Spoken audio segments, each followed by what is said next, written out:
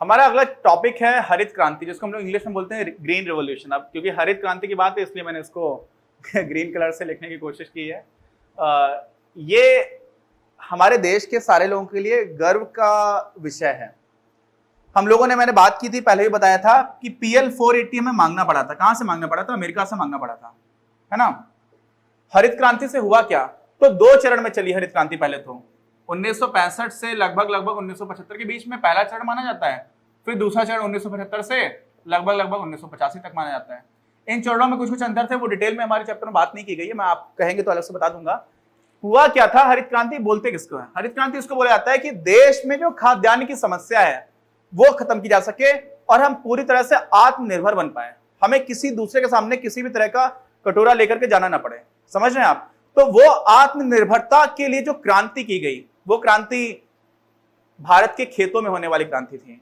वो भारत के agricultural institutes में, खेती से संबंधित संस्थानों में वैज्ञानिकों द्वारा की जाने वाली क्रांति थी। वहां पर भारत सरकार के द्वारा और बाकी प्रादेशिक जो सरकारें थी, प्रादेशिक सरकारें, उनके द्वारा, और RBI जैसे इंस्टीट्यूट्स। यहां पर भी देखिए अर्थ का कितना बड़ा महत्वपूर्ण, जो हमारा सबसे बैंकिंग रेगुलेटर है वो है रिजर्व बैंक ऑफ इंडिया। उन्होंने भी इस तरह की बात की कि PSL लेकर के आइए। क्या लेकर के आइए? Primary sector lending. क्या मैंने बोला? प्राथमिक क्षेत्रक उधार, प्राइमरी सेक्टर लेंडिंग। तो हमारे यहाँ जो सबसे ज्यादा प्राथमिक क्षेत्र माना जाता है वो खेती है, कृषि है। तो बोला गया कि किसानों को आप सस्ता ब्याज दो, सस्ते ब्याज पर क्या दो? लोन दो। क्यों दो लोन? क्योंकि जब हम हरित क्रांति लेकर के आने वाले थे ना, तो 3-4 मुद्दे। सबसे पहले तो क्या था कि भाई भूमि सुधार की हम लोगों ने बात कर ली, किसानों को जमीन मिल गई। लेकिन किसानों को जमीन मिलने के बाद से जब तक आप अच्छी किस्म का क्या नहीं डालोगे, जब तक अच्छी किस्म का आप क्या नहीं डालोगे, अच्छी किस्म का जब तक आप नहीं डालोगे उर्वरक, जब तक आप अच्छी किस्म के बीज लेकर के नहीं आओगे, जब तक आप अच्छी किस्म के संसाधन यूज नहीं करोगे, टेक्नोलॉजी नहीं यूज करोगे, जब तक आपके पास सिंचाई व्यवस्था नहीं होगी, तब तक आप हरित क्रांति नहीं कर सकते। और इसके लिए चाहिए पैसा। अब देश में कुछ ऐसे क्षेत्र थे जो थोड़े थोड़े अच्छे क्षेत्र थे, जैसे कि तमिलनाडु, पंजाब, आंध्र प्रदेश। ये ऐसे राज्य थे जहां के किसान अपेक्षाकृत दृष्टि से थोड़े से संपन्न थे। तो वो लोग तो इस तरह की चीजें खरीद लेंगे। और साथ में एक और बात थी, देखिए जब कोई चीज पहली बार हो रही होती है ना, तो उसके साथ एक रिस्क जुड़ा होता है। एक मूवी थी, मुंबई से आया मेरा दोस्त, तो उसमें अभिषेक बच्चन की मूवी थी शायद, और 1-2 लोग और भी थे। तो वो टीवी लेकर के अपने गांव में जाता है, तो लोग टीवी जैसे खोलते हैं तो उसमें शेर आ जाता है, तो सारे गांव के लोग भाग जाते हैं। हालांकि हमारे गांव के लोग ऐसे नहीं है, लेकिन उसमें दिखाते हैं कि कोई नई चीज आई है तो सारे लोग उससे डरते हैं। और ये रियलिटी है। जब हम लोग नए बीजों को लेकर के आ रहे थे, नए फर्टिलाइजर्स को, नए उर्वरक को लेकर के आ रहे थे, तो जो छोटा किसान था वो डरता था। वो ये डरता था कि मान लो कि इस फसल में अचानक से कीड़े ज्यादा लग जाएं तो हम तो पूरी तरह से बर्बाद हो जाएंगे, क्योंकि उसके पास कुछ है नहीं बेचारे के पास। वो उसके बर्बाद होने का मतलब क्या है कि उसके पास खाने का भी ना रह जाए। बाकी लोग बर्बाद हो रहे हैं तो ये हो गया कि ठीक है मेरा एक घर चला गया, या मेरी गाड़ी बिक गई, या कुछ ऐसा हो गया। यहाँ तो बात जीने और मरने की बात आ जाती थी। तो जो छोटे किसान थे वो डरते थे कि हम ये सारी चीजें अपनाएं तो दिक्कत ना हो जाए। तो वहां पर भी भारत सरकार ने बहुत अच्छी कोशिश की। हमारी सरकार ने उनको सस्ते ब्याज पर उनको क्या दिया? लोन मुहैया कराया। फिर कुछ सरकारों ने उनका लोन माफ करने की भी बात की कि अगर नहीं होगा तो माफ भी कर देंगे। इस तरह की बातें भी हुई। लेकिन सौभाग्यवश हमारे वैज्ञानिकों की मेहनत से, हमारे किसानों की मेहनत से पैदावार अच्छी होने लगी। और उसका बेनिफिट क्या मिला? उसका बेनिफिट ये मिला कि उसके बाद, हरित क्रांति के बाद से भारत को कभी भी आयात नहीं करना पड़ा। क्या नहीं आयात करना पड़ा? खाद्यान्न। अभी हम लोग दालें मंगाते हैं, दालें हमारे यहाँ कम होने लगी क्योंकि गेहूं और चावल की पैदावार बहुत ज्यादा बढ़ाते चले गए।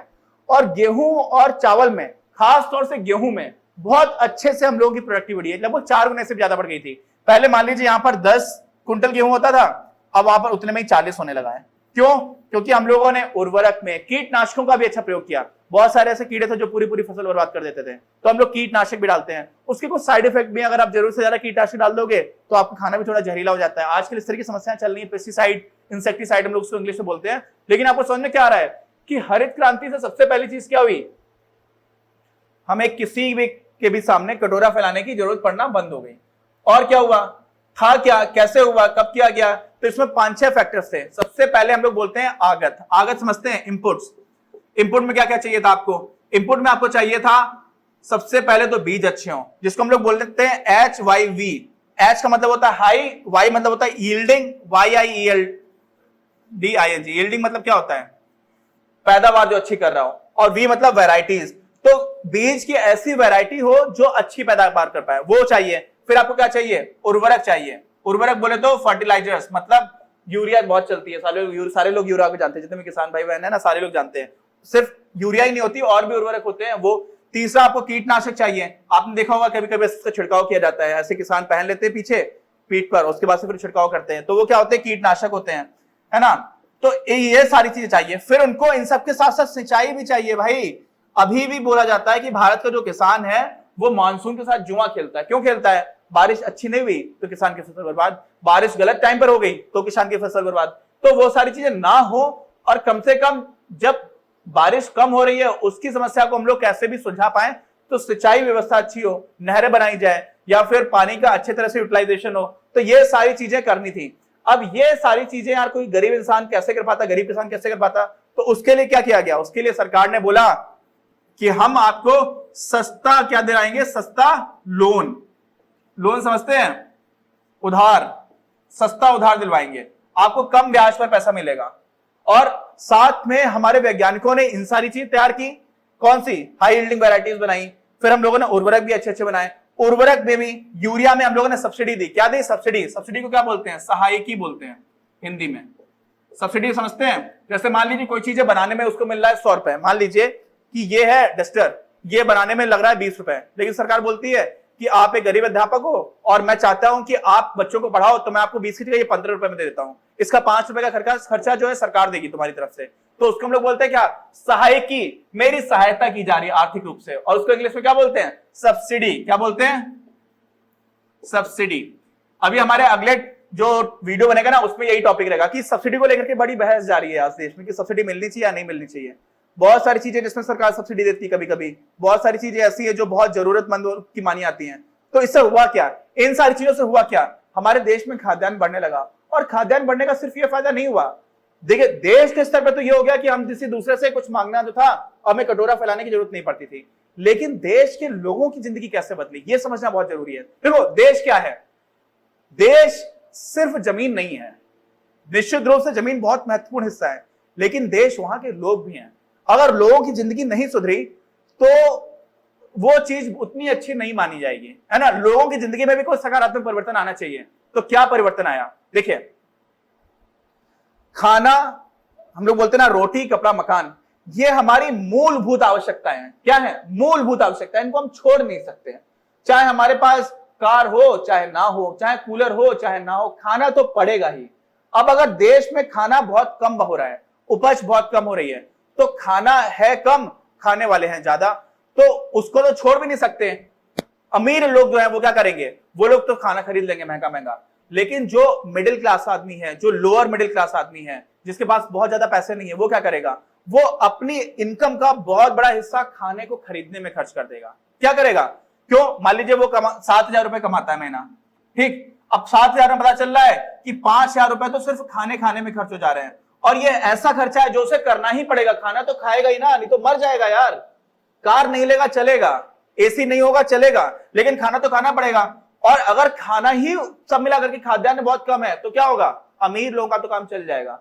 उनके लिए अमीर है, वो कमा रहे हैं 10 लाख रुपए महीना, ठीक, उनको आप 5,000 की जगह 50,000 में भी दोगे तब भी उनका 9.5 लाख रुपए बच रहा है महीने का। ये तो बेचारे जो गरीब लोग हैं यार, जिनके पास बहुत ज्यादा पैसा नहीं है, थोड़ा थोड़ा काम कर रहे हैं, उन लोगों को बहुत कठिनाई होती थी। और खाद्यान्न में बहुत महंगाई बनी रहती थी, हर चीज बहुत महंगी मिलती थी। लेकिन अब खाद्यान्न हो गया बहुत ज्यादा, सारे इतना गेहूं है देश में जितने खाने की जरूरत है उससे ज्यादा हो रहा है। हम दूसरे देश को भी गेहूं भेज रहे हैं, और अंग्रेजों की जैसी स्थिति नहीं है कि देश में नहीं है उसके बाद भी भेज रहे हैं। हमारे यहाँ इतना ज्यादा हो गया है कि हम और लोगों को भी भेज रहे हैं कि लो तुम भी ले जाओ, तुम भी ले जाओ। तो हमारे देश के बाजारों में खाद्यान्न उतना महंगा नहीं रहा। और जब खाद्यान्न महंगा नहीं रहा ना, जब आदमी की मूलभूत आवश्यकताएं पूरी होने लग जाती है ना, उसके बाद ही जो उसका जीवन स्तर उसमें सुधार होता है, समझ रहे हैं। उसके बाद वो सोचता है कि लो अब मेरे पास थोड़ा पैसा बचने लगा है तो मैं अपनी बेटी को शिक्षा भी दे देता हूं। तो वो सोचने लगता है कि अब मैं थोड़े अच्छे कपड़े भी खरीद लेता हूं। तो वो सोचता है कि अब मैं अपनी जो कच्ची छत पड़ी हुई थी मेरे घर पे उसको मैं पक्का करा लेता हूं। तो वो सारे काम कैसे स्टार्ट हुए, तो इसके होते क्या, रिपल इफेक्ट होते हैं। जैसे भूकंप आता है ना, क्या होता है भूकंप, तो भूकंप के बाद उसका ट्रेमर्स फील किए जाते हैं। एक तो भूकंप आ गया, उसकी थोड़ी देर बाद भी हल्का सा झटका आता है, फिर थोड़ा सा हल्का सा झटका आता है। ऐसे ही कोई चीज हुई तो उसके बहुत देर तक, बहुत दूर तक उसके क्या होता है, प्रभाव जाता है। तो ये बहुत दूर तक जाने वाले प्रभाव में हमारे देश के करोड़ों परिवारों को बहुत फायदा हुआ है ना। तो हरित क्रांति से सिर्फ किसानों को फायदा हुआ, ये सोचना तो अपने आंखों पे पट्टी बांध लेना है गांधारी की तरह, है ना। आप समझो कि सिर्फ किसानों को फायदा नहीं हुआ, निश्चित रूप से किसानों को फायदा हुआ, लेकिन सिर्फ किसानों को फायदा नहीं हुआ। अच्छा, तो इसका मतलब है कि इसमें सब कुछ अच्छा ही अच्छा हुआ? कोई भी चीज ऐसी नहीं है। रामधारी सिंह दिनकर है ना, तो विज्ञान को लेकर के उनकी कविता थी जिसमें वो बोलते हैं कि ये वरदान भी है और ये अभिशाप भी है। हर चीज के फायदे भी हैं, हर चीज के नुकसान भी हैं। तो इससे क्या क्या थोड़े थोड़े नुकसान हुए। नुकसान तो सीधा सीधा नहीं बोलेंगे, लेकिन एक जो चीज थी ना, सामाजिक रूप से क्या हुआ, मैंने बताया कि ज्यादातर जो बड़े किसान थे उन्होंने इसको बहुत अच्छे से अपनाया। क्यों? क्योंकि उनके पास रिस्क लेने की क्षमता थी, उनके पास, उनको ये था कि अगर नुकसान हो भी गया तब भी हम झेल जाएंगे, हम झेल लेंगे। लेकिन जो गरीब किसान था वो नहीं कर पाया। तो इस चीज का हुआ तो फायदा, तो जिसने ये रिस्क लिया तो उसको तो और फायदा हो गया। जो रिस्क नहीं ले पाए उन लोगों को उतना फायदा नहीं हुआ। तो गरीब किसान और अमीर किसानों के बीच की दूरी बढ़ गई। ठीक, तो हुआ क्या कि समाज में गरीब और अमीर की दूरी जो थी वो बढ़ने लगी, है ना। हालांकि सरकार ने कोशिश की कि गरीब लोगों को भी सच्चे ब्याज पर चीजें मिले, लेकिन फिर भी आमतौर पर जो गरीब किसान था वो रिस्क लेने से डरता था।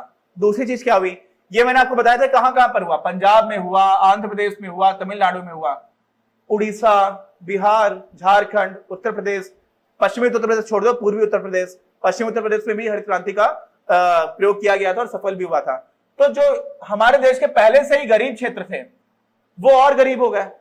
मतलब उनकी प्रगति उतनी अच्छी नहीं हो पाई, वो गरीब और नहीं हो गए, लेकिन वो बहुत धीरे धीरे बढ़ पाए। जिनके पास पहले से ज्यादा पैसा था, पंजाब था, आंध्र प्रदेश था, आपका तमिलनाडु था,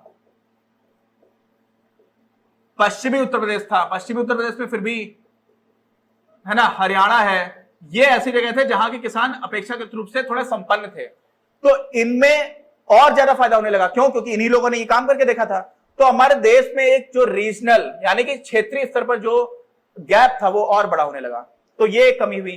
तीसरी कमी क्या हुई कि हम लोगों ने उर्वरक के नाम पर, वो हम लोग सब्सिडी की बात तो आगे करेंगे, लेकिन जहां पर सरकार सस्ती सब लोगों को उर्वरक देने लगी, सस्ती यूरिया देने लगी, तो जहां जरूरत नहीं वहां भी हम यूरिया डालने लगे। तो उससे कई जगह पर जमीन के, हम लोग उसको बोलते हैं इंग्लिश में सैलिनेशन, क्या बोलते हैं, जमीन की जो उर्वरक क्षमता थी ना वो खराब होने लगी कई जगह पर, है ना।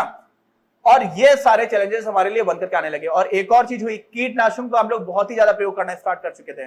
कीटनाशक इतना ज्यादा डालने लगे, जितने की जरूरत नहीं उससे ज्यादा डाल दोगे तो खाना जहरीला होने लगा।